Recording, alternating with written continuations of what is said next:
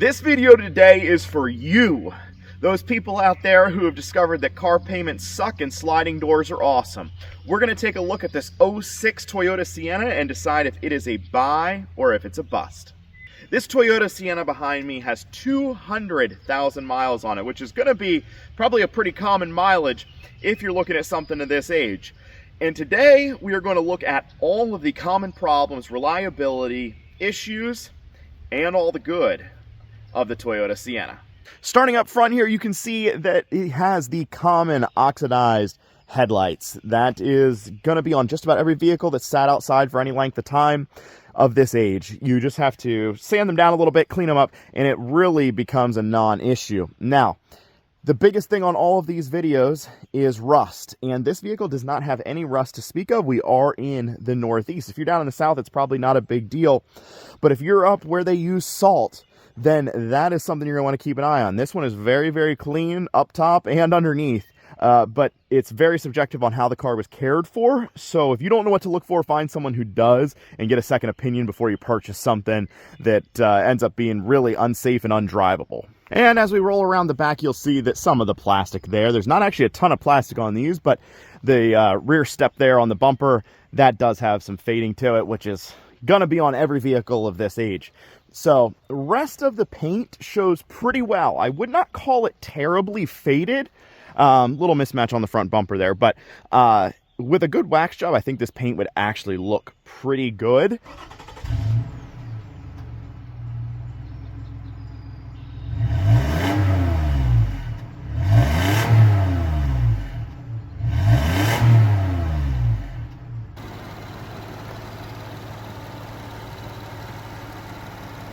Now, Toyota is known for having some of the most reliable engines, transmissions, really overall vehicle build for at least the last 20 or 30 years. And really, I would say that this one's no exception. However, there is a few things you want to look out for on this, kind of a few more than maybe I expected. But none of it is with the internals of the engine. They've actually had no issues with this car other than regular routine maintenance, oil changes, etc. But there is a few things you want to look out for, so I want to make sure we cover them. There is 2 check engine lights on this Toyota, and they are very, very common problems. One is for O2 sensor, the other is for EVAP. The EVAP canister, it's backed by the fuel tank underneath. Those have a tendency to go bad, as well as the O2 sensor. So not surprised that that check engine light is on, and it's for both of those things. It's very common. Neither are terribly expensive to replace or catastrophic or anything like that. So I don't know that I would shy away from it because of that, but those 2 are big. The other ones are mass airflow sensor, has a tendency to go bad, as well as ignition coils. If you're getting a sort of rough idle or anything like that where it seems like it's missing a little bit or running a little funny, ignition coils, mass airflow sensor, or the other 2 things I already mentioned, definitely could be part of your problem. Now this is the 3.3 liter. It is 230 horsepower, and it is mated to a 5-speed transmission. Transmission really is pretty darn reliable in these. They do offer an all-wheel drive model. This is just the front-wheel drive. I don't have a lot of experience with that, but if someone in the comments does, let me know what you think of it. I've not driven one, so I'm curious to see. It's really cool that they offered a minivan that had all-wheel drive because it was definitely few and far between, especially back in 2006. The only other thing I would say that I should mention is don't stretch your oil changes too long on these. There can be some oil sludge buildup, but overall, I don't feel like it's a huge problem if you're following normal maintenance procedures. Of course you do. Of course I do. I've never stretched a vehicle to 20 or 30,000 miles on an oil change, but maybe once or twice. But as long as you're keeping up with your stuff, you're really probably not going to have any internal major issues with the engine. Now, on the interior, I gotta say, it's like, I don't know whether it held up good or bad, honestly. It's kind of tough to say.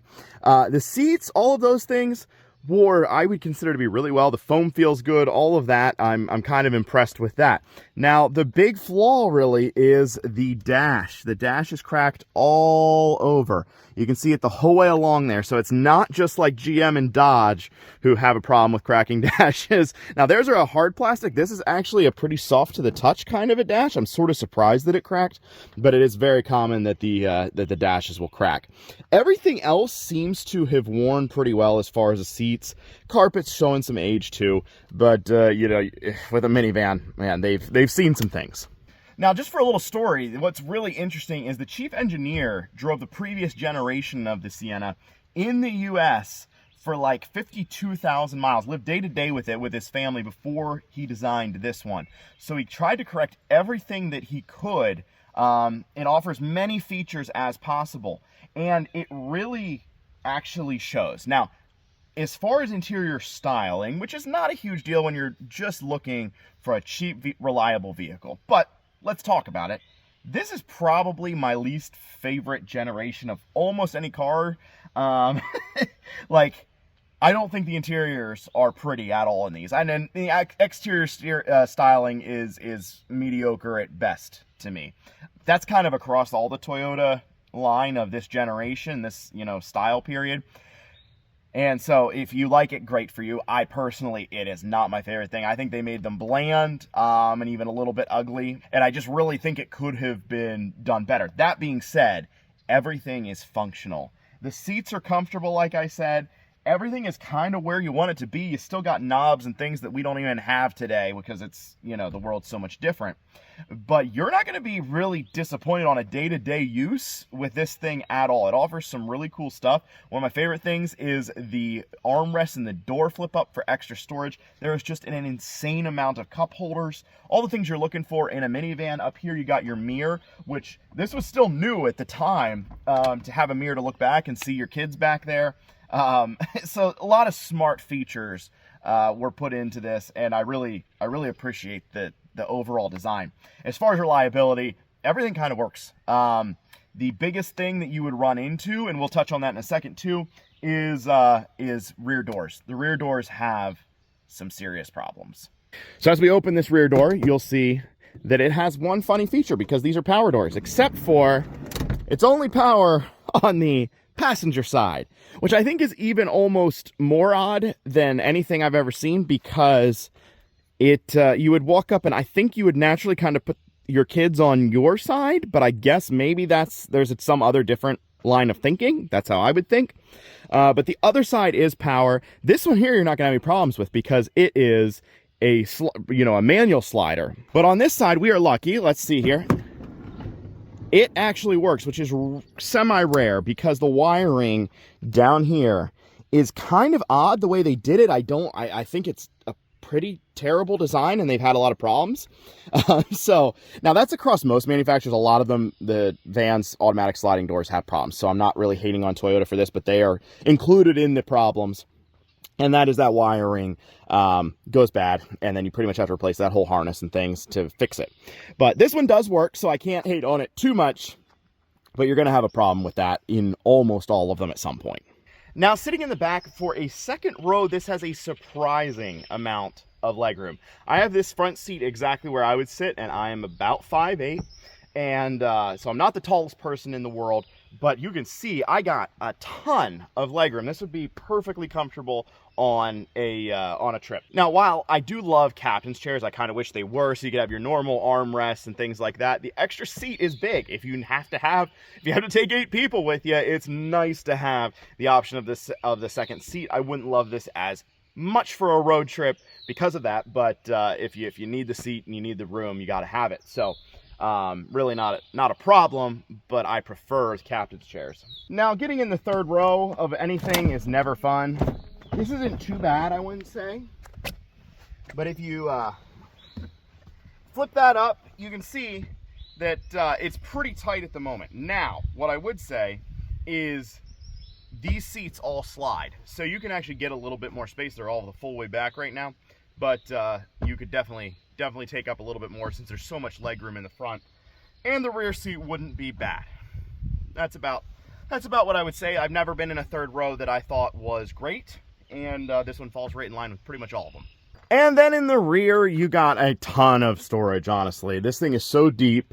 or you can flip these seats down into here so it lays flat. But you got tons of options. I love the sort of tubbed out spaces. So if you have groceries or whatever, you're not like having stuff roll and fly everywhere. I think this is really nice. I know most of the vans at this point have that, but at the time, not everybody did, and that was definitely a nice feature. The other thing is this is actually wide enough to fit a 4x8 sheet of plywood in if you need to. That was a big thing. I guess a lot of people need to haul plywood. I've done it a few times, and it's convenient when you can do it in a minivan. Okay, now we are going to get on to my favorite part of any of these reviews, and that is the test drive. I would love to say that I'm not excited about driving a minivan, but one, I have not actually driven the Sienna much. I've driven one once or twice, I think, but I have more experience with basically any other minivan. And we do have a kid now, so we're getting into the point in our life where, like, unfortunately, a minivan makes sense. I don't care what anybody says.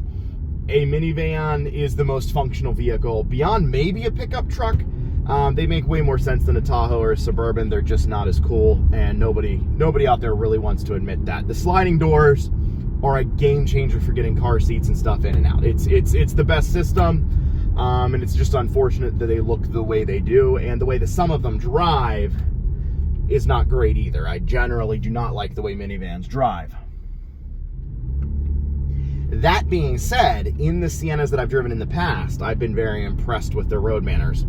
And I know I've talked to the owner of this one, and they agreed that this one drives great. So we're going to check that here.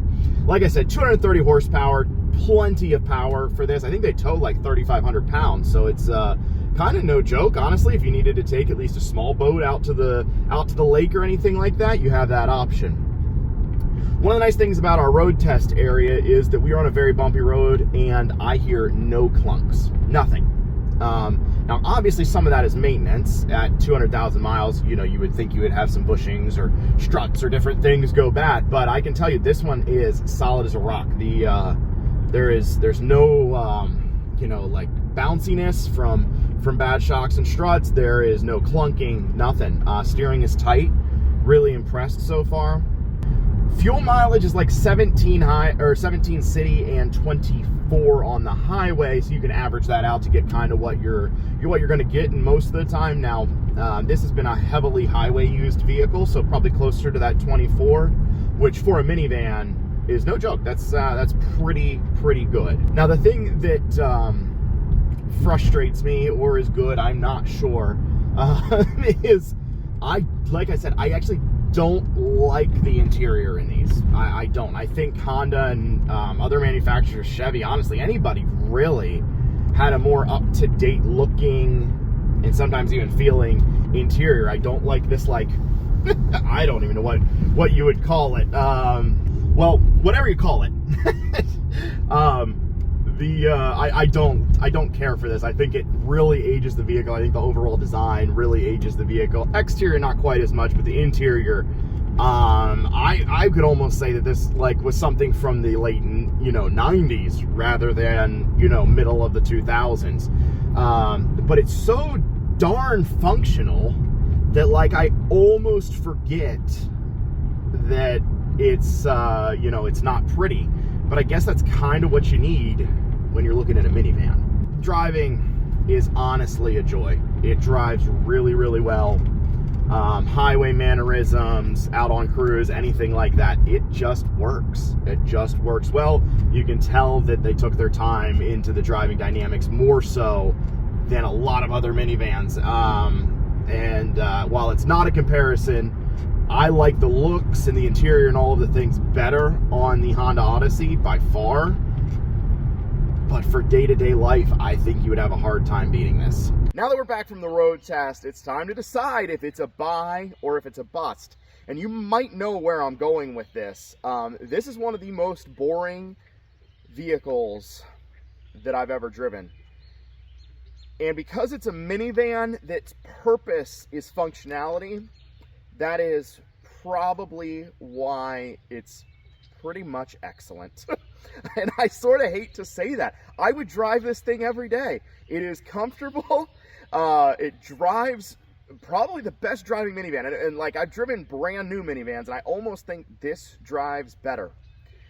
It has no drama, nothing. It's just boring, and that's, I think, is kind of what makes it great. Now, it does have those few common issues that we talked about. You want to check those out. Take it to a mechanic if you're not familiar with those issues yourself. Have them check them out, but you're going to want to look out for them. And as always, that rust issue. But I'm going to have to declare this one a buy. These run about $5,000. Actually, you know, and that's like buying a lower mileage one than this one, honestly. Probably you could buy this one for $3,000 or $4,000 nowadays. And as long as it's been kept up with at least a little bit, and you can sort of tell when they have been by the, you know, exterior, interior, all those things, it's going to last you a long time. The problems that it has are not major issues, and you can kind of overcome them easily. So if you own one of these, I want to know your thoughts. You know, do you agree? Have you had some of these same issues?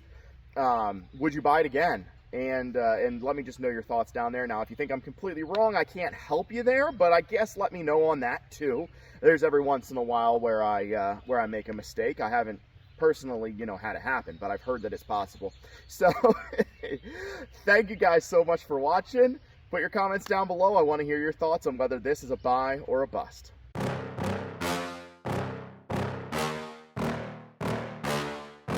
Yeah. Please tell me that I can't, that I won't, that I fail, that I'll never make it out, yeah. Please tell me all the bad, never good, fill my head full of every single doubt, yeah. Please say any negative thoughts, I pop off when I hear people say I cannot. I get off to the thought of proving everyone wrong, I won't stop to the top, so you better back